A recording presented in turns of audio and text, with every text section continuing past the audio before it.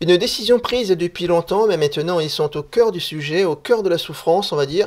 Une nouvelle expérience de très longue distance sur la route, à courir pendant des heures. J'accompagne Stéphane Sébélué dans cette première partie, ce passionné aux multiples marathons à son actif et pas seulement en France. Il nous dira cela dans l'interview réalisée dans un endroit calme, paisible et agréable au bord de la piscine du Gîte Les Caselles, près de Millau. Cet entretien est le fil conducteur de cette vidéo. L'autre acteur est Domenico De Carvalho. Il a commencé par du sport collectif, le handball, le volley et même le rugby. En 2012, il s'est mis à la course à pied et assez rapidement, il a envisagé de faire un marathon. Cette même année, donc, il court le marathon de Paris. L'année d'après, il récidive en réalisant un temps en dessous des 4 heures. En 2018, c'est le marathon de Berlin qu'il voit avec un temps en dessous des 3h45. Puis il opte pour des courses plus longues, 45, 80 et même 100 km, les 100 km de Millau qui est le sujet du jour. Après avoir fait une grande partie du Tour du Mont Blanc en 5 jours, maintenant le rêve, peut-être le rêve ultime, voire même le plus fou, il prépare le marathon des sables. Alors, marathon, quand on reste sur la distance officielle des 42 bornes et quelques, en course performant, j'en ai fait un peu plus d'une dizaine. La distance du marathon en elle-même, alors, parler des 80, forcément tu fais 42, j'ai fait un trail de 57 bornes. J'avais déjà fait accompagner un ami sur un 100 bornes, mais j'avais fait que 2 boucles de 25 avec lui, donc j'ai déjà fait 50 km. La distance du marathon, je l'ai déjà faite au moins une bonne quinzaine de fois. Le premier, pour faciliter logistique aussi, c'était à Paris. Mais après j'ai fait New York, c'était le plus beau, mais un des plus difficiles aussi, parce que voilà, je l'ai fait dans des conditions un peu particulières. Je n'étais vraiment pas en condition physique pour le faire. J'ai fait Berlin, c'était un souvenir douloureux, mais très très beau marathon. Hambourg, Cologne, marathon de Valence que je recommande aussi chaudement. Vraiment très très beau parcours, très très belle ambiance. Quoi d'autre? Marathon de La Rochelle. Marathon de Rotterdam où j'ai fait mon meilleur chrono. Il y a Londres que j'aimerais beaucoup faire, mais il faut que je me remette aussi au marathon. C'est vrai que j'étais arrivé mentalement un peu toujours dans l'objectif de perf, même si c'est un objectif personnel de courir. Après c'est moins de 3 heures. Puis je suis arrivé un peu à saturation. Donc l'étape ça va être le marathon des sables. Et sur le marathon des sables, donc course par étape, avec la plus longue étape qui fait 80 km environ, et justement sur la base de la fatigue physique et mentale, si j'arrive au bout des 100 bornes, en fait, c'est quelque chose que j'aurais déjà éprouvé, et en fait c'est aussi pour me tester. Donc ouais, s'il y a un truc où j'en ai plus tard en train de me dire donc voilà ce que j'ai réalisé sportivement avec fierté, c'est ça. Voilà, un marathon des sables où à la base je suis vraiment hors de ma zone. Ça c'est pas mal. Un truc inimaginable pour moi. Et un Ironman, ça ce serait voilà. Ça ce serait le Graal quoi, honnêtement. J'espère qu'elle aura été efficace. J'ai pas fait que de la course à pied, je fais aussi du vélo. Je souhaite adopter pour demain. L'allure qui me permettra de faire 100 km.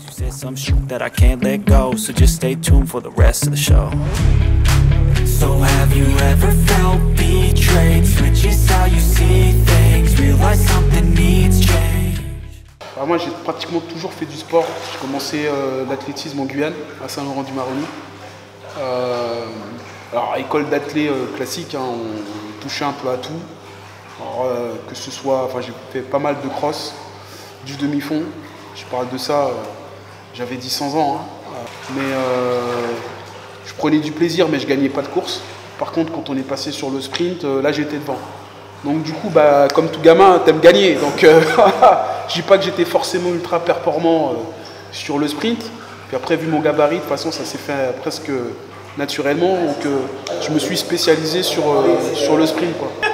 C'est la particularité de ce 100 bornes qui est ultra réputé. Où là, voilà, il y a non seulement la difficulté de la distance, mais il y a le dénivelé aussi. À un moment donné, voilà, je sais que ça va être ultra compliqué, quoi. Ultra compliqué. Ça va être compliqué, mais bon, en même temps, je l'ai choisi. La vie est courte. Savoir se fixer des challenges, se faire plaisir, et j'espère qu'après, ça restera un bon souvenir en termes d'accomplissement. Et après, encore une fois, quel que soit le chrono.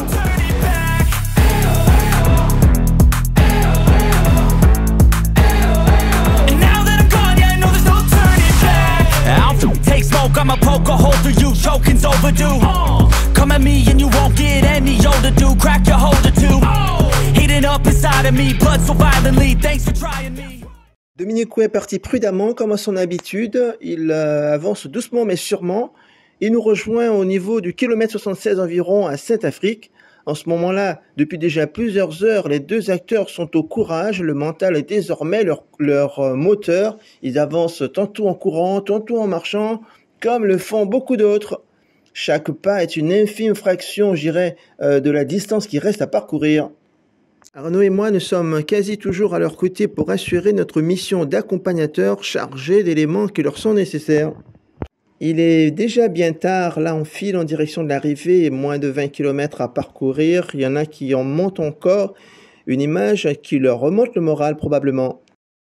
Bientôt 22 heures, il reste encore environ 2 heures de souffrance, on va dire, et leur corps douloureux sans doute, mais pour être finisher sur cette épreuve, il faut passer par là. Bientôt la fin de leur souffrance. Là, ils sont bientôt au dernier kilomètre. Ils passent le rond-point en rang de l'agglomération et c'est l'arrivée donc, une grande joie, un grand moment de bonheur. Ils vont au bout de leur destin, au bout de leur désir de terminer les 100 km de Millau. Il est 23h44.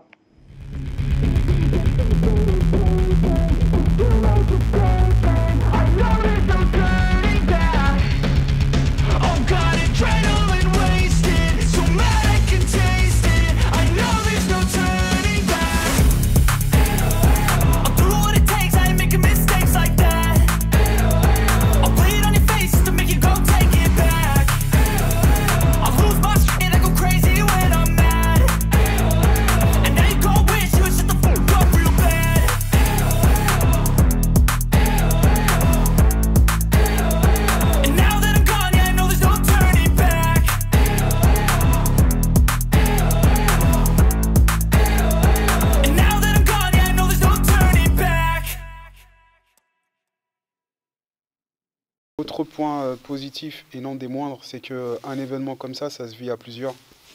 Le fait de l'avoir accompli avec vous, ça restera un top souvenir, quoi. Voilà. Et merci à tout le monde, parce que Stéphane pour la prépa et vous pour le soutien pendant l'événement, parce que sans vous, ça aurait été beaucoup plus compliqué, voire très certainement pas possible. La question est toute simple. Alors Stéphane, comment tu apprécies ta course et quelles conclusions tu en tires? Moi j'apprécie surtout le résultat. Parce que la course en elle-même, bon, et une première boucle sur le marathon très très sympa. Après sur ce genre d'épreuve, pouvoir bien se connaître, 2 gérer son allure dès le départ, et même en voulant me freiner, visiblement je suis parti trop vite. Après le marathon, beaucoup plus compliqué. Voilà, ça confirme que ce genre d'épreuve, c'est pas que c'est pas fait pour moi, c'est que j'y prends beaucoup moins de plaisir que sur des distances plus courtes avec une intensité autrement plus élevée, quoi. Alors qu'en est-il de ton projet du marathon des sables? Voilà. C'est remis en question. C'est me dire la satisfaction du challenge, me dire je vais au bout. Mais à un moment donné, nerveusement, j'étais sur les nerfs, quoi. Donc heureusement qu'il faisait nuit pour pas voir le parcours, notamment à long bout droit, mais voilà. Encore une fois, hein, c'est content du résultat. Moi j'étais tout le temps en gestion, donc en fait je suis relativement content, en gestion jusqu'au 80. Après c'était plus à l'envie de le finir. L'énorme satisfaction, c'est juste déjà de le finir, parce que ça faisait mal. Ça faisait très mal, content de l'avoir fait. Et puis voilà, surtout la grosse satisfaction, un gros moment de fierté quand même au moment où on passe la ligne. Parce que sans borne, je pense qu'il y a encore quelques années, jamais j'aurais pu imaginer faire ça. Après, bah non, je suis content parce que je confirme que je me sens mieux sur du très long, à gérer un effort très long. Et puis, bon, voilà, ça peut donner des idées pour la suite. Ouais, ça pour le coup, je reviendrai sur les Templiers. Je sais pas encore quelle édition, je sais pas quand, mais je reviendrai parce que le paysage d'Écosse, là, je pense que au petit matin ou en fin de journée, j'imagine que ça doit être sympa. Casser la monotonie de la course, de la route, telle qu'on a pu la vivre hier. Voilà, je pense que ça peut être... c'est une des courses qui sera sur la liste. Ouais. Tell me what's wrong and why you never said you felt that way. Guess you're trying to stay strong and fake a smile until I look away. But I've known you too long, it hurts to watch your blue eyes fade to gray.